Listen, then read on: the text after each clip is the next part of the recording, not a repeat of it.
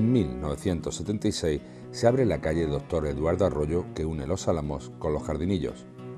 No fue fácil realizar esta vía para descongestionar el tráfico rodado en el casco antiguo. El 18 de marzo, el Pleno del Ayuntamiento conoció el proyecto para la reubicación de la estación de ferrocarril.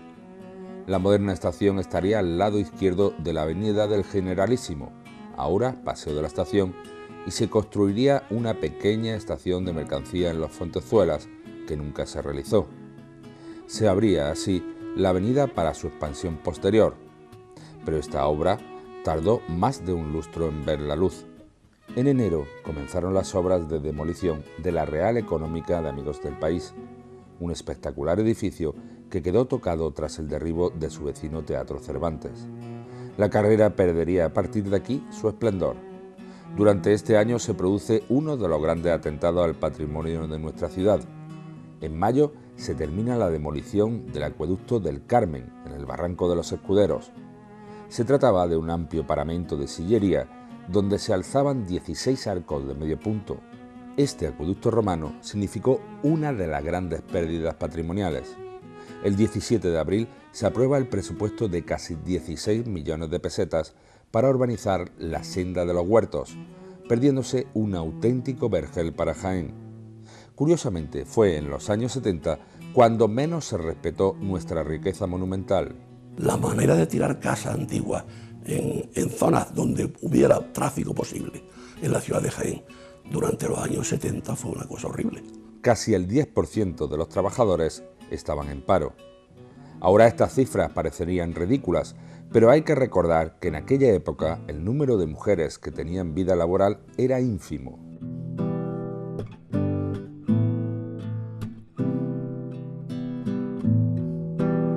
...14 de enero... el alcalde Antonio Herrera es reelegido ante la ausencia de una nueva candidatura que cogiera el relevo. Se mantendría más de 3 años en este cargo, hasta las primeras elecciones municipales. En el colegio universitario se van creando ciclos variados de conferencias desde 1974. El tema político saltaba a la mínima, a pesar de que las conferencias no versaran de este tema.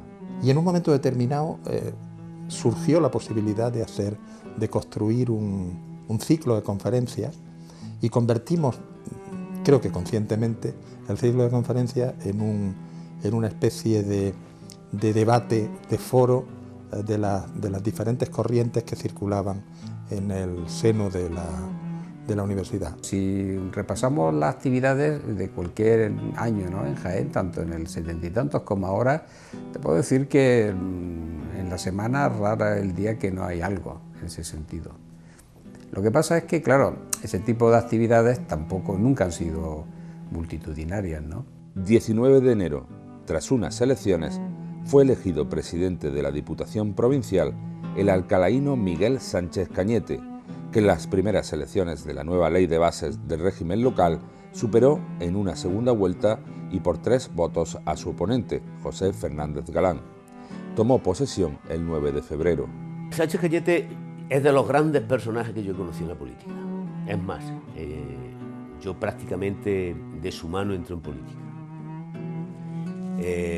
Miguel Sánchez era una excelente persona, era un gran compañero, era un magnífico político y yo creo que en torno a su figura se organizó, luego con mal resultado electoral, porque el pueblo y los votos son los que deciden, pero en torno a su figura se pudo conformar una organización política que ha sido la base y el pozo y los fundamentos y los cimientos de lo que hoy es el Partido Popular. Sánchez Cañete sería decisivo en la instauración de la posterior Alianza Popular un año después, incluso como organización regional. El carolinense Ramón Palacios, tras 9 años en este cargo, decidió no presentarse varios días antes. Miguel Sánchez Cañete fue alcalde de Alcalá la Real, él era abogado de profesión, una buena persona. Sí tuvo presencia en una operación de apertura que se produjo en las diputaciones, a través de la mancomunidad de diputaciones, que él fue uno de sus promotores. Aquello trataba, yo creo que lo que trataba es de frenar cualquier otra ilusión autonómica o de otro calado. Se creó la mancomunidad de diputaciones y él estuvo como firmante en esa operación. Un gran abogado, con un gran prestigio y siempre con un toque liberal. Es decir, que Miguel nunca sí fue un hombre que estuviera muy vinculado a lo que podía haber sido la Falange Española o el Frente de Juventudes o, como te diría yo, o, bueno, el Movimiento Nacional, para entendernos. 11 de febrero, primera manifestación política en Jaén convocada por la Junta Democrática, que se había reunido en el Colegio de Doctores y Licenciados previamente y que debería terminar en el Gobierno Civil, donde se dieron cita sobre todo estudiantes del colegio universitario. Me acuerdo que estuve preparando la pancarta para aquella manifestación, una sábana, una tela larga de sábana, con rotulador. Escribimos amnistía, libertad, ¿no? Yo no sé si tenía algo más, no me acuerdo si ponía algo más la pancarta. Pero no llegó a desplegarse siquiera. Seríamos unas 200 personas aproximadamente, ¿no? Además, recuerdo que íbamos muy rápido en la manifestación, que íbamos andando como muy rápido, ¿no? Que no era como ahora las manifestaciones, que van las cosas como muy tranquilas y como muy despacito y como regocijándose en la manifestación, ¿no? Recuerdo que en esa manifestación íbamos poca gente, unas 200 personas, que para Jaén no estaba mal, ojo, que para la ciudad de Jaén no estaba mal, y que íbamos muy rápido, muy rápido.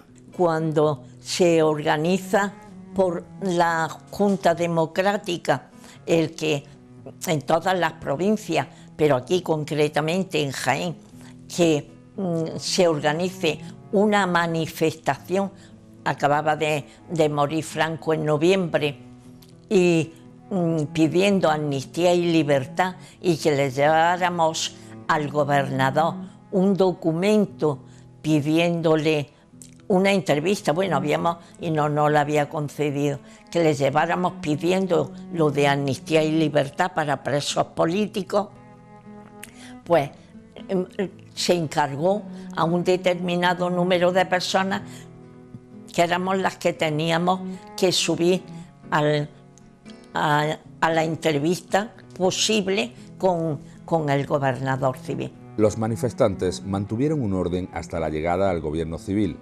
Pretendían entregar al gobernador Martínez Cañabate un escrito donde se pedía amnistía y libertad para los presos políticos. Pretendíamos llegar a la Plaza de la Batalla, al edificio del gobierno civil, que ahora es la subdelegación del gobierno. Cuando vimos que había tanquetas, los antidisturbios estaban pues rodeando.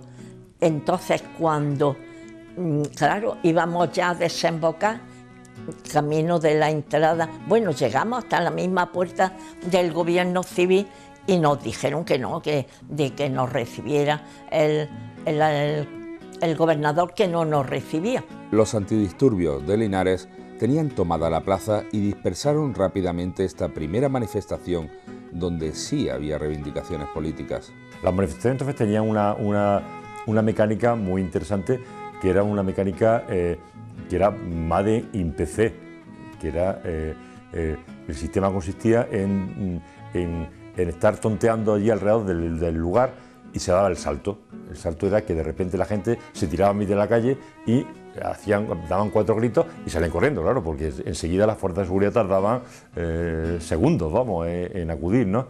Y más una manifestación como aquella que estaba anunciada, ¿no?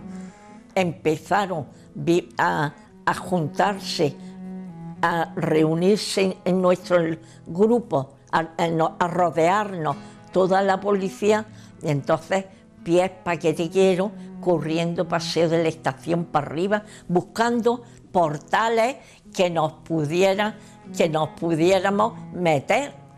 No llegaron a coger a nadie, no llegaron a coger. Ellos iban con los vergajos, como se llaman, y daban en las piernas y daban unas descargas eléctricas. Acosaba a la policía por todos lados, Ya mismo, en el mismo parque dije, bueno, ya voy concentrado, venga, ir a ver no sé qué, y empezamos a sacar las porras, como diciendo, y algunos ya se fueron hacia la carretera de Madrid, la avenida de Madrid, ¿no? Otros subimos hasta allí y ya cada vez íbamos quedando menos, prácticamente éramos un grupo nada más los que íbamos por allí. Sí, la concentración fuerte fue en la entrada del parque, ahí sí fue importante. Pero yo llegué hasta la Plaza de la Constitución, Plaza de las Palmeras, hasta ahí llegué y ya vi que éramos 20 o 25 de 200 que empezamos. Cada uno se había ido disolviendo por un sitio, por una calle, Taicuás, corriendo, y claro, ya quedaban muy poco. Los 200 manifestantes corrieron por todo Jaén a grito de amnistía y libertad. A pesar del escaso número, había muchos en los alrededores que no se atrevieron a entrar por miedo a las represalias. El kiosco del parque estaba lleno de espectadores eventuales. El destacamento de Linares, que era el que utilizaban, digamos, como fuerza de choque. Entonces era impresionante el dispositivo, como si aquí se previera una manifestación de miles y miles de manifestantes. Pero tuvo un efecto muy positivo para nosotros, incluso la represión, ver que estaban allí los medios de comunicación. Al día siguiente se publicaron, con nombres y apellidos, 7 multas que oscilaban entre 25.000 y 15.000 pesetas de la época. Pilar Palazón, Margarita Sainz, Manuel Anguita, Javier Aguirre, Julio Artillo, Manuel Gabucio y Manuel Molinos fueron multados. Se me vino el aparejo a la barriga, porque claro, 15.000 pesetas de aquella época era un dineral, era una verdadera fortuna. Pero bueno, eso es lo que había y se pagaron las multas con una solidaridad abrumadora. En la prensa del día siguiente salió la lista de los 7 u 8 represaliados con las multas que se nos ponían por haber atentado contra el sistema, contra el régimen.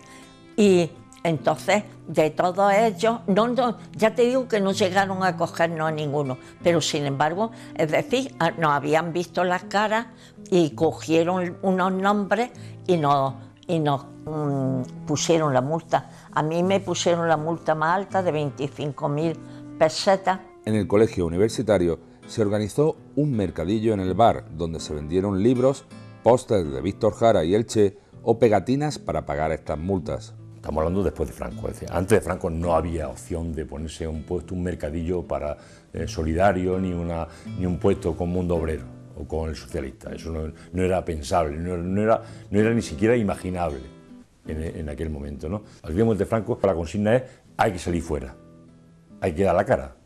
Y entonces, digamos de alguna manera, perdimos la vergüenza. De repente nos dimos cuenta de que no había que tener tanto miedo, que lo más que te podían hacer era pegarte un par de bofetadas si te pillaban, pero que tampoco era para tanto, ¿no? Había, digamos, tráfico, ¿no? Tráfico de elementos que entonces, desde el punto de vista del orden, se llamarían subversivos, ¿no? Que era este tipo de literatura y de imágenes. Incluso se vendieron dibujos creados por Carmelo Palomino para esta caja. Carmelo Palomino Kaiser pintó, hizo allí una acuarela muy bonita, la Paloma de la Paz y un hombre para pagar la multa que el gobernador civil impuso a los dirigentes de esa manifestación. Yo tenía el despacho arriba, en el último piso, y recuerdo de estar allí aquella tarde con Carmelo Palomino, que se pasó toda la tarde haciendo dibujos con esa facilidad que tenía con bolígrafo, ¿no? También se recolectó dinero por las casas del casco antiguo de Jaén. La suma de las sanciones para la época era astronómica. Se recogió dinero en Santa Ana, en general en Linares, en otros municipios y fundamentalmente en el colegio universitario, donde la gente respondió como fue magnífico, ¿no? Aquel mercadillo que se montó, la gente donó cosas, piezas, me acuerdo algún libro, un póster, algunos grabados. Se hizo una colecta en el colegio universitario y también por distintas calles y casas de Jaén, porque concretamente Rosario Ramírez fue pidiendo dinero porque en un plazo muy escaso de días tuvimos que hacer el depósito en Hacienda del 10% de la multa. Se editó un cartel precioso que se vendía y que decía, se veía la cara de un campesino con la gorra y una leyenda que decía, si el andaluz rico piensa en Madrid y el andaluz pobre piensa en Cataluña, ¿quién coño piensa en Andalucía? El colegio universitario volvió a tener un papel fundamental. También los sectores más progresistas de Jaén, a pesar del escaso número de manifestantes. Necesitaban presentarse ante la sociedad de Jaén. Y lo hicieron. Ahí Martínez Cañabate fue a por todas. Martínez Cañabate era un gobernador duro, la policía, insisto, dura, y hubo una serie de incidentes que amargaron la vida a todas estas personas que quisieron presentarse ante Jaén. Yo creo que tampoco esperaban otra cosa, yo creo que ellos sabían perfectamente a lo que se exponía. El gobernador civil publicó en el diario Jaén una nota de prensa donde se informaba que aquella manifestación había sido organizada por determinados elementos perturbadores. Por fin, aquellas movilizaciones, que podían verse en ciudades grandes, pasaban en la capital de Santo Reino, aunque de una manera muy tímida. Nos dijeron que iba a haber una redada en los domicilios particulares de la gente más señalada de la militancia política en aquel momento, y nos recomendaron a unos pocos, o a muchos, no me acuerdo exactamente, que nos desprendiéramos de todo lo que tuviésemos de propaganda. Yo tenía bastantes mundo obreros, tenía octavillas, propaganda de diferentes tipos, ¿no? Y la pancarta famosa, ¿no? Y la escondí en Ceca Otiñas. A raíz de aquella primera manifestación, se reorganizó la policía e infiltraron agentes en el colegio universitario que empezaron a asistir a las asambleas. Y la policía de Jaén es una policía muy particular, una policía durita, una policía dura. Yo recuerdo de haber visto en establecimientos públicos el celo de algunos policías que llegaban y te tomaban la declaración, la primera de cambio. La policía, la verdad, en un momento grave, en aquellos años se llegaba incluso a romper el principio sacro, ¿no?, por así decirlo, que protegía a los centros universitarios. Pero en circunstancias normales sí es verdad que era un terreno vedado, ¿no? Entrar en una universidad, las fuerzas de orden público, significaba un punto de escándalo grave, ¿no? Entonces procuraban por todos los medios no entrar, ¿no? Pero también despertó conciencia en estudiantes y vecinos de Jaén, que empiezan a participar en los partidos que todavía estaban ilegalizados. Tú ibas a los movimientos vecinales, las asociaciones de vecinos estaban copadas por el PC, los movimientos de barrio, el feminismo emergente, ya está empezando a surgir el feminismo, movimientos como el feminismo, como el ecologismo, todos estaban trufados por gente del PC, dirigidos por gente del PC. Nos prestábamos libros, recuerdo que los de Ruedo Ibérico eran casi joyas secretas que había que mantener, porque si te los pillaba la policía seguro que te costaba un disgusto. Comenzaban a generarse las primeras estructuras reales de lo que serían los primeros partidos constitucionalistas. Sin embargo, la política seguía monopolizada por los nombres impuestos por el régimen franquista. El Partido Comunista, que había liderado la lucha antifranquista desde el término de la guerra, tenía una organización consolidada. El PSOE todavía estaba en pañales en nuestra ciudad. Tenían por así decirlo, una organización adaptada a la clandestinidad, con unas decisiones perfectamente estructuradas de arriba a abajo, donde lo que se decía por parte de las direcciones se acataba sin resistir. Y en el Partido Socialista, desgraciadamente, o por suerte, yo creo que por suerte, todo era motivo y objeto de debate, y ya en aquellos años de la semiclandestinidad y el inicio de la democracia en nuestro país, pues las peleas, entre comillas, discusiones, debates, eran muy acalorados. En el colegio universitario hervía políticamente la cafetería. Entraba la policía también, pero entraba la policía contraviniendo las órdenes muchas veces del decano o del rector, si fuera necesario. Sí, había un sitio espectacular, ¿no?, de película en esa época, era la cafetería del colegio universitario, que regentaban Ramón y Pili, los dueños del Blanco y Negro. Nosotros en esa época, pues imagínate, con unos pelazos y unos barbones, y todo se cocía, y había reuniones, quedábamos, citas, se ligaba, bueno, era una cosa, digamos, transversal, ¿no? Porque allí había de todo, todo no era política, ¿no? Teníamos 17 años y nos gustaba todo.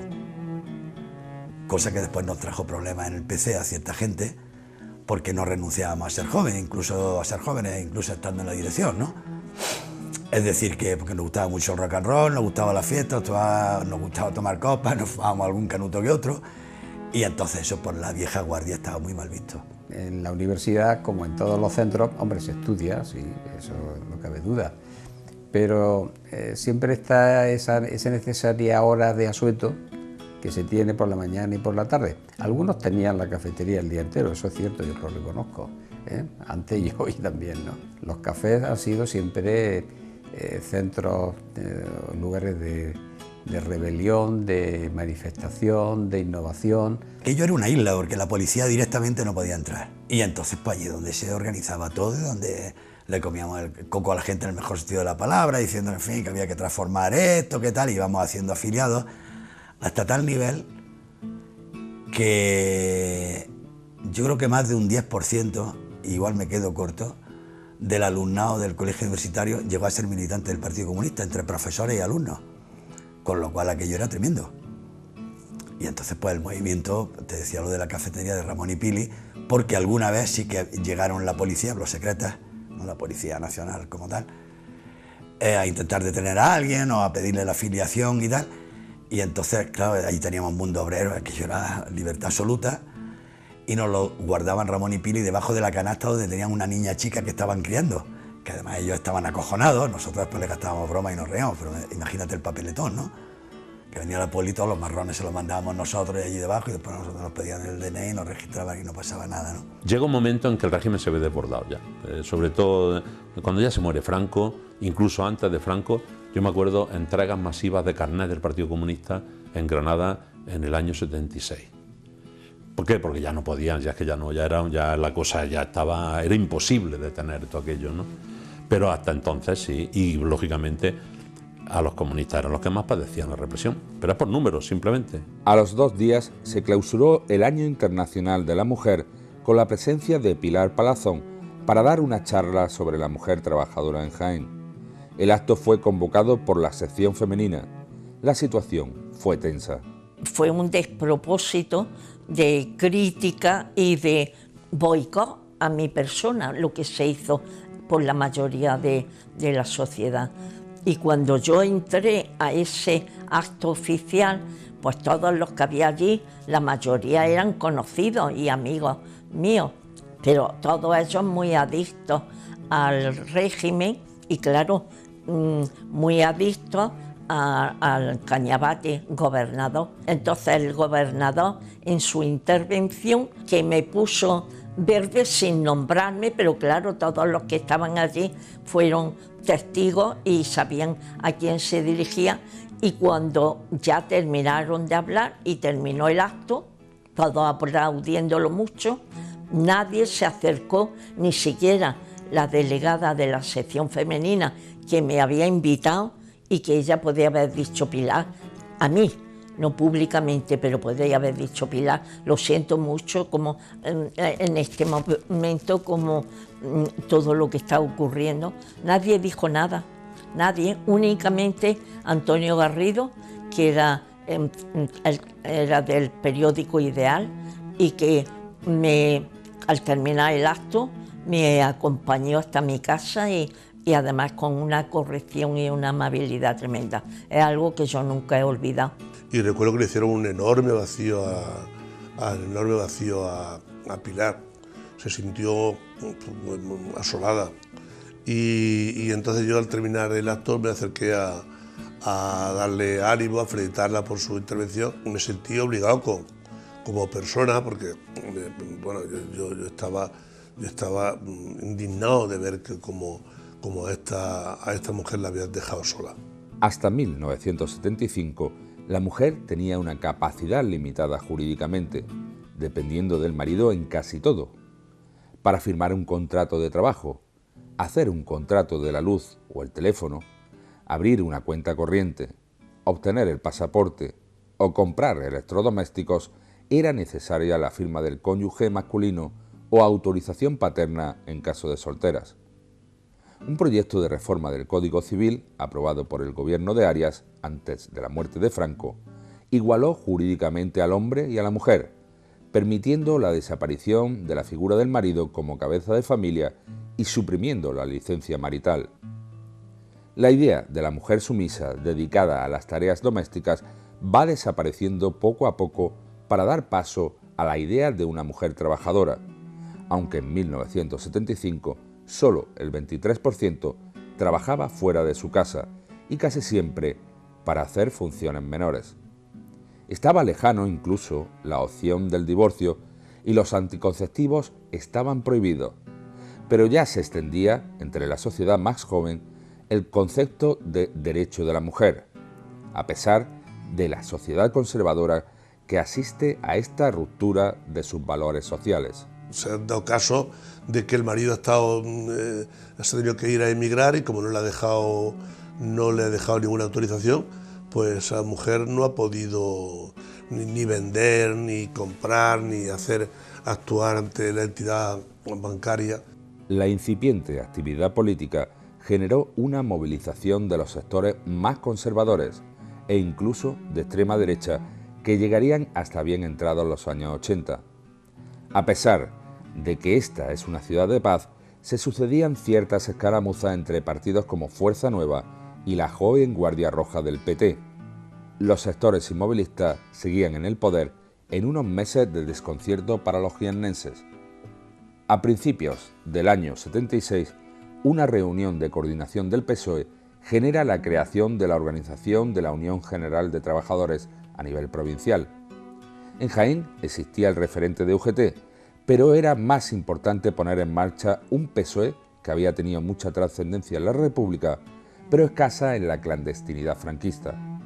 La refundación ugetista corrió a cargo de Cándido Méndez Núñez y sobre todo en su hijo Cándido Méndez Rodríguez.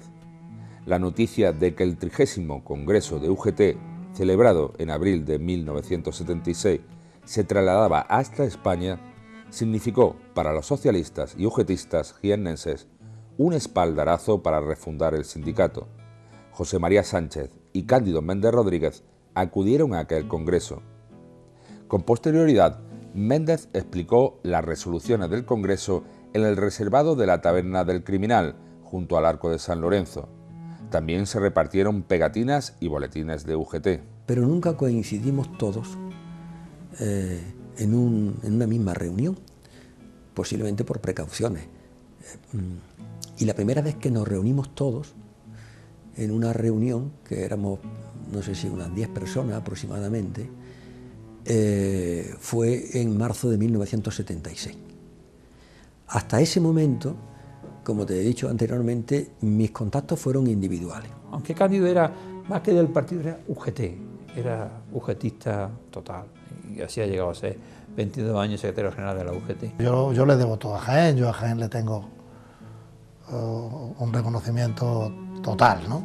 Total, yo creo que nunca le podemos devolver a Jaén lo que Jaén nos ha dado a nosotros, ¿no? Después de esa reunión que tiene lugar en marzo de 1976, el partido, no sé si estábamos entonces nada más que 10 u 11 personas, ya nos reuníamos de manera sistemática todas las semanas, pero en grupos de 3 o 4 personas. Los dos comités locales más fuertes de la provincia, Jaén y Linares, se reunieron en una casa de las inmediaciones de Jabalcuz. Pedro Belinchón y Ramón Herbal, de Linares, donde sí había movimiento sindical gracias a Santa Ana, se reunieron con Cándido Méndez, padre e hijo, José María de la Torre y Cristóbal López Carvajal. Ese día no se llegó a ningún acuerdo por discrepancias en el liderazgo ugetista. La constitución orgánica del sindicato socialista a nivel provincial se desarrolló durante el segundo semestre de 1976. En esa reunión efectivamente se habla de que ya hay que crear las estructuras orgánicas, ¿no? Y entonces yo efectivamente paso al sindicato porque yo era entonces el secretario de Relaciones Políticas del PSOE, que José María Sánchez, que es el que pensábamos que era un líder de Santa Ana, etcétera, pensábamos que podía ser un buen secretario general, él plantea como condición que para él presentarse al secretario general tengo que ir yo con él. Era un día lluvioso, una tarde lluviosa, recuerdo, y estuvimos allí y ahí fue donde se decidió la reorganización también de la Unión General de Trabajadores. De hecho, nosotros en Jaén Capital nos juntamos, los jóvenes de Jaén Capital, nos juntamos y dijimos, y nos pidieron, Alfonso Fernández y Juan Zarrías nos pidieron que nos decidiéramos, que algunos tenían que ir a reconstruir la UGT y otros a reconstruir al PSOE. Así fue. Y José María Sánchez Muñoz, que en paz descanse, y Cándido Méndez, hijo, decidieron decantarse por el obrerismo, que era la Unión General de Trabajadores. 14 de marzo. Jaén se despierta con una noticia trágica. 3 hermanos de 5, 3 y 2 años de edad fallecen asfixiados en un incendio que se produce en la calle Magdalena Baja número 3. Tan solo uno de los 4 hermanos, con 16 meses de vida, sobrevivió, aunque quedó gravemente afectada. 26 de marzo. Nace en París Coordinación Democrática. Toda la oposición democrática unida aparece como alternativa de gobierno.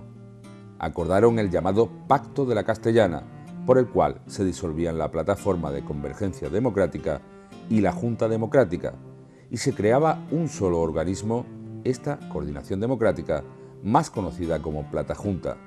Se pide la legalización de todos los partidos políticos sin exclusiones. Semanas después, la policía impidió la presentación en Madrid. El proyecto de reforma política que estaba redactando Manuel Fraga incluía hasta el Partido Socialista, pero nunca el comunista. Significaba un mazazo para el gobierno que metió en la cárcel a algunos de los firmantes hasta el 1 de mayo, además de lidiar con el búnker, o lo que es lo mismo, los sectores más radicales de la derecha que niegan el cambio político. 15 de abril. Manuel Fraga permite, aunque con otro nombre, que se celebre el primer Congreso de la Unión General de Trabajadores desde la República. 600 delegados de toda Europa celebran este 30º Congreso como medida de apertura. También se encuentran ciertos políticos que luego tendrán trascendencia en gobiernos posteriores. El franquismo más recalcitrante se estremece. 23 de abril. Apertura de la Galería de Arte Aljaba, situada en el pasaje Bristol del número 14 de la antigua Avenida del Generalísimo, ahora Paseo de la Estación. La iniciativa cultural generada en estos años se notó en esta edad de oro del galerismo jiennense. Ripoll, Castillo, Aljaba o posteriormente Jabalcuz estuvieron vendiendo obras de arte en una década de transformación. La primera galería que se funda en Jaén, que es la Galería del Castillo, Antonio del Castillo, al otro lado, al costado de Falange. Fue bien llevada, se hicieron muchas exposiciones con gente de fuera, en fin, y tuvo su importancia. Pero como eso cogió toda la transición, la cogió esa galería. Cuando esa galería se debilita, entonces se trata de decir, bueno, pues, y pasan con eso